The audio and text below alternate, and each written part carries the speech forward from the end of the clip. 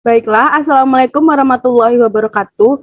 Perkenalkan kami dari kelompok 4 untuk mata kuliah pengantar kewirausahaan, yang mana mata kuliah tersebut diampu oleh Ibu Dr. Spunda Dilia Rosta, MPD.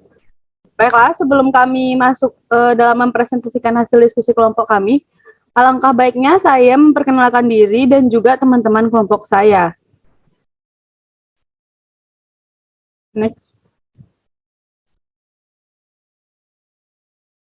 Yang mana anggota Din. Baiklah, perkenalkan nama saya Melati Puspa Kencana dengan NIM 200311154. Sebelum kita masuk ke dalam materi, alangkah baiknya saya memperkenalkan teman-teman kelompok saya. Yang pertama itu ada Azmi Wandraini dengan NIM 200310004. Yang kedua itu ada Ainatul Nadila dengan NIM 2003115. Lalu selanjutnya ada Andini Syofina Nasution dengan NIM 200310048. Selanjutnya ada Jennifer dengan NIM 200311148. Lalu ada Mayang Putri dengan NIM 200318080. Lalu ada Nazifatur Rahmi dengan NIM 2003121. Lalu ada Sonia Nurul Ayunda dengan NIM 200311103. Lalu ada Yohana dengan NIM 2000311 dan yang terakhir ada rekan saya bernama Widuri dengan NIM 200311170. Nah, pada materi kali ini kami dari kelompok 4 memiliki dua submateri, yaitu pertama konsep dan prinsip-prinsip wirausaha sosial. Yang kedua yaitu adalah submateri wirausaha sosial sebagai tanggung jawab dalam membangun ekonomi masyarakat. Untuk materi pertama akan dijelaskan oleh teman saya bernama Jennifer. Kepada Jennifer saya persilahkan. Baiklah, terima kasih kepada moderator.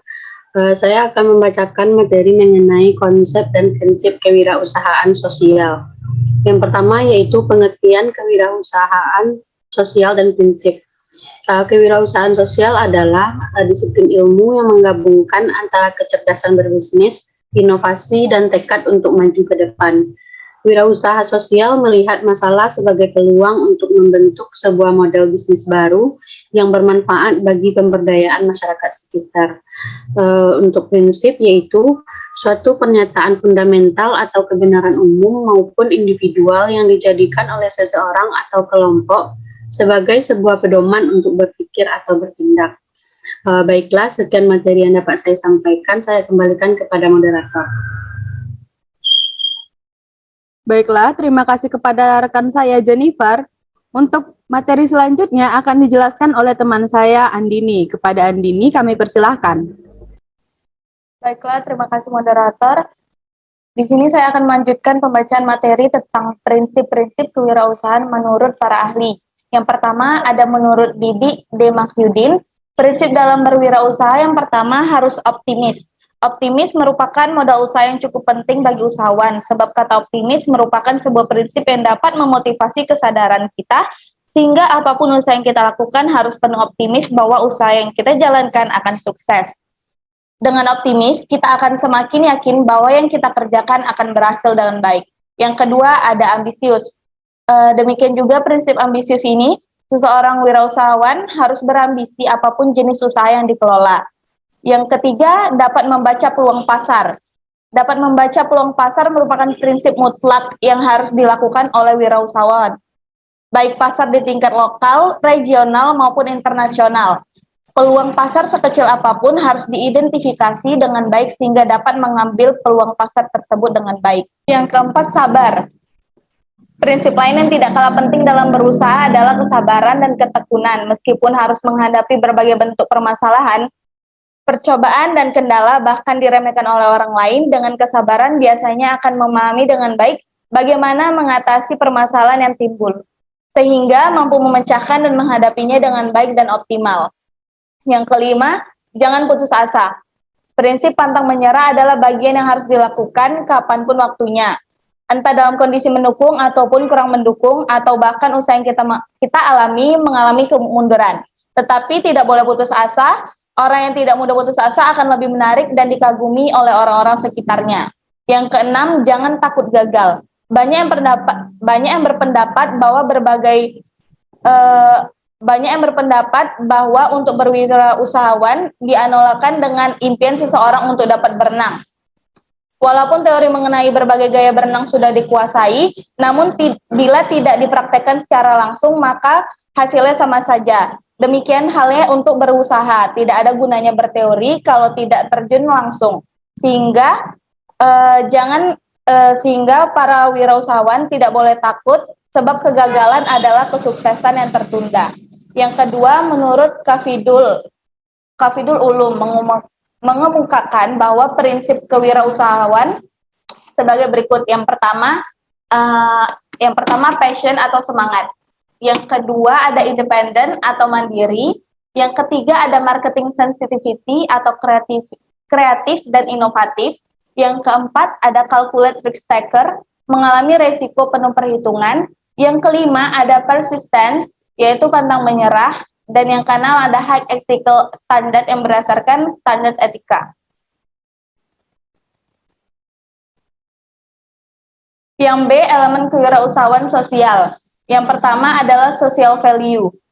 Nilai sosial ini merujuk pada permasalahan sosial yang diselesaikan, misalnya ekonomi, lingkungan, kesehatan, dan pendidikan.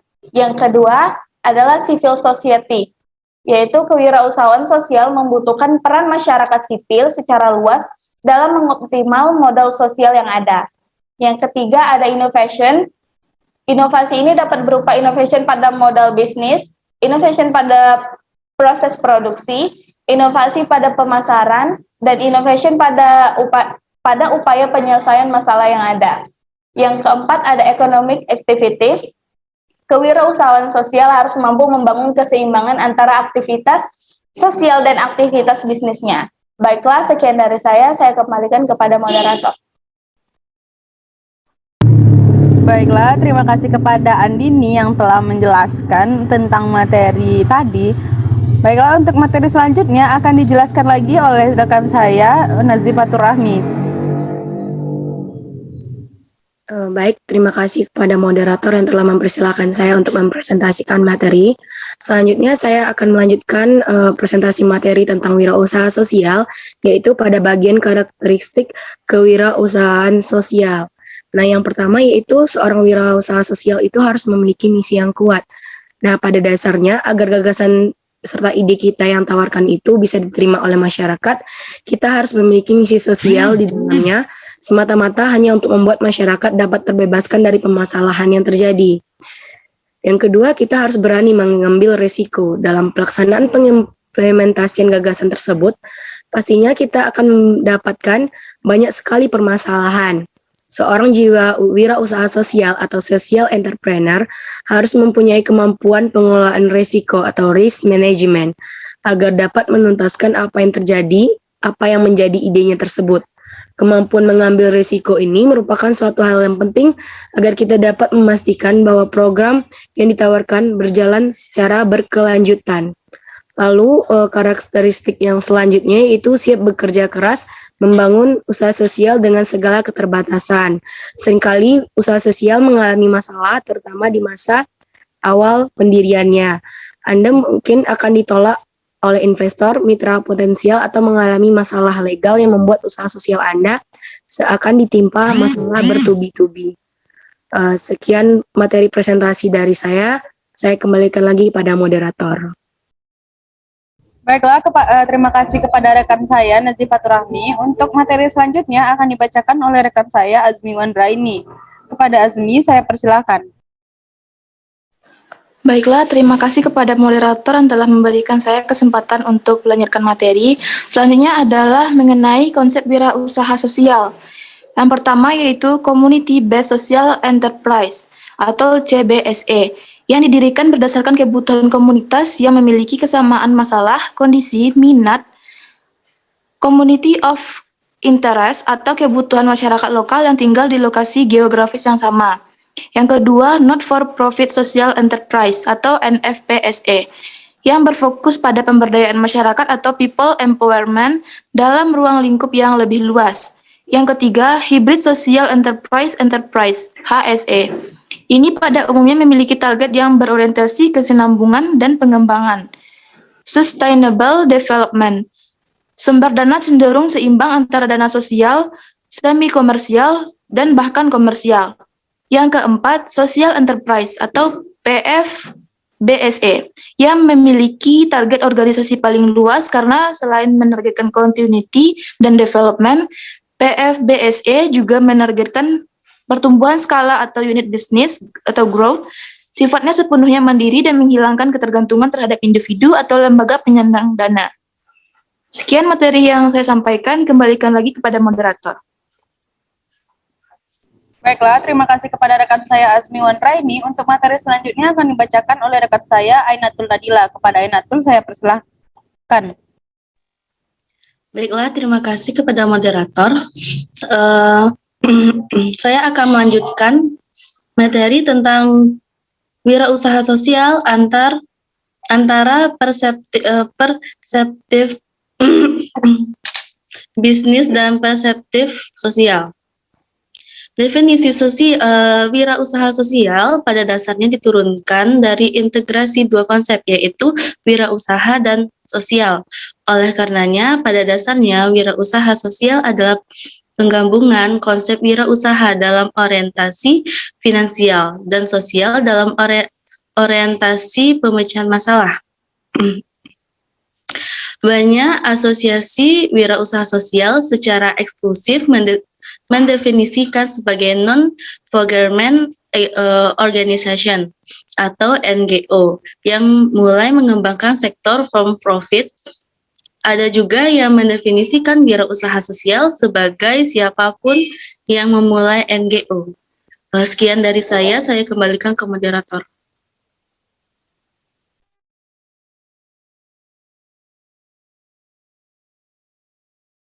Baiklah, terima kasih kepada rekan saya Ainatul Nadila. Untuk selanjutnya, materi selanjutnya akan dibacakan oleh rekan saya Sonia Nurul Ayunda. Kepada Sonia kami persilahkan.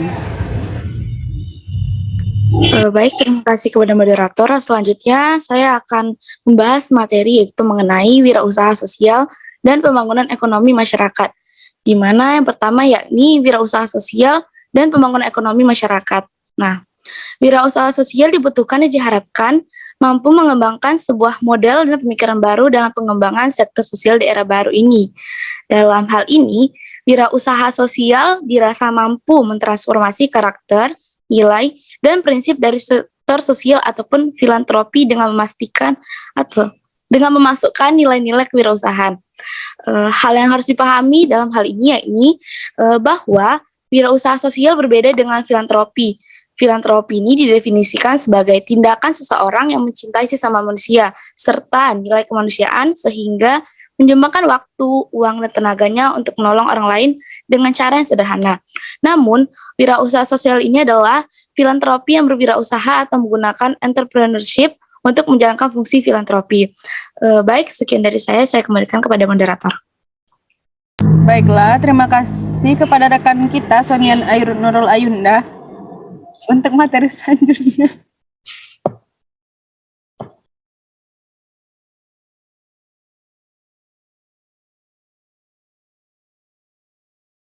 Baiklah, terima kasih kepada rekan kita, Sonia.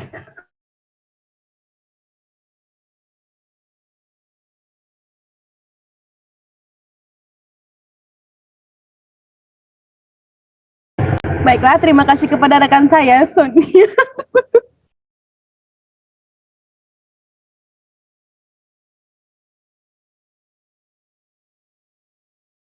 Baiklah, terima kasih kepada rekan saya, Sonia Nurul Ayunda. Untuk materi selanjutnya akan dibacakan oleh teman saya, Widuri. Kepada Widuri, kami persilahkan.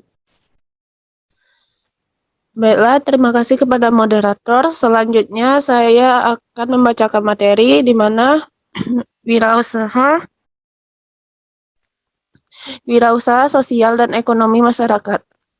Secara internal, seorang wirausaha berperan dalam mengurangi tingkat keberuntungan terhadap orang lain, meningkatkan kepercayaan diri, serta meningkatkan daya beli pelakunya.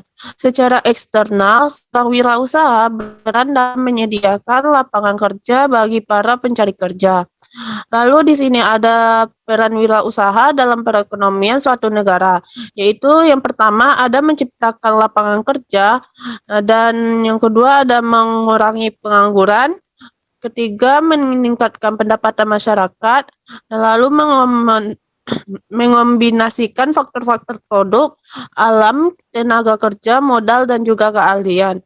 Yang terakhir ada meningkatkan produktivitas nasional. Baiklah, sekian dari materi yang bisa saya sampaikan. Selanjutnya saya serahkan kepada moderator. Baiklah, terima kasih kepada Widuri. Untuk materi selanjutnya akan dibacakan oleh rekan saya, Mayang Putri. Kepada Mayang kami persilahkan. Baiklah, terima kasih moderator. Saya akan melanjutkan materi yaitu tentang 3 kunci akselerasi kewirausahaan sosial. Yang pertama yaitu autentik. Autentik adalah unsur kunci dalam menjalankan bisnis yang sukses dan memimpin tim yang hebat. 5 tips yang akan membantu kita menjadi pengusaha yang autentik. Yang pertama yaitu mencintai apa yang dikerjakan. Yang kedua yaitu mempekerjakan orang-orang autentik. Yang ketiga mengakui kelemahan Anda. Yang keempat, berbicara dengan setiap orang. Yang kelima, membuat hubungan otentik dengan pelanggan. Yang kedua yaitu bos. Dalam bisnis, kecepatan untuk mengembangkan produk, pelayanan, dan bisnis adalah indikator bisnis yang penting.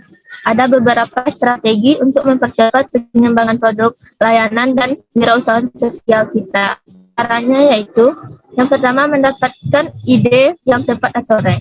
Yang kedua yaitu menyeimbangkan rencana dengan sumber daya atau balance. Yang ketiga yaitu memetakan rencana pengembangan proyek atau project development. Yang keempat yaitu manajemen risiko atau risk management. Sekian, saya kembalikan kepada moderator. Baiklah, terima kasih kepada rekan kita, Mayang Putri. Untuk materi selanjutnya akan dibacakan oleh rekan saya, Yohana. Kepada Yohana, kami persilahkan. Baiklah, terima kasih kepada moderator. Saya akan menjelaskan materi berikutnya itu. Yang ketiga itu creativity. Kreativitas menjadi hal yang sangat penting dalam wirausaha sosial. Tanpa kreativitas, kita akan melakukan apa yang wirausaha lain biasa lakukan, dan kita berada dalam kerumunan yang melelahkan. Kreativitas menjadikan perusahaan kita pergi dari kerumunan untuk bersaing dengan lebih sedikit orang yang sama-sama punya kreativitas. Kreativitas mengarahkan pada percepatan dengan cara yang pertama yaitu menciptakan ide-ide baru untuk keunggulan kompetitif. Yang kedua, memikirkan cara-cara baru untuk mengembangkan produk Anda. Yang ketiga, meningkatkan bisnis. Yang keempat yaitu meningkatkan hal yang tidak terpikirkan. Yang kelima, menentukan pola serupa di bidang yang lain. Yang keenam yaitu mengembangkan ceruk baru melalui kreativitas dan kewirausahaan. Yang ketujuh, menciptakan ide-ide baru untuk keunggulan kompetitif. Yang kedelapan, memikirkan cara-cara untuk mengembangkan produk. Yang kesembilan itu meningkatkan bisnis. Yang kesepuluh, memikirkan hal-hal yang tidak terpikirkan. Yang 11 itu menentukan pola serupa di bidang yang lain. Yang ke-12 itu mengembangkan ceruk baru melalui kreativitas dan kewirausahaan. Sekian penjelasan materi saya kembalikan kepada moderator. Baiklah, terima kasih kepada Yohana karena telah menjelaskan. Nah, sampailah kita di akhir diskusi dari kelompok kami. Mohon maaf apabila ada kesalahan.